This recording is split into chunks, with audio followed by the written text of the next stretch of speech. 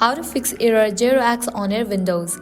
Let's get started. This is a very common error. Usually you get this kind of error due to corrupted files of C++ redistributable, or you don't have Visual Studio in your PC. So let's jump into the solutions. Open any of the browser and then type in C++ redistributable and search for it. With that, you will land to this kind of interface. Click on the very first website option, latest supported Visual C++, open it. Now you have to download any of the Visual Studio. You can download any of these. All you have to do is click on the Visual Studio that you want to download. After completion of its download, you will be good to go.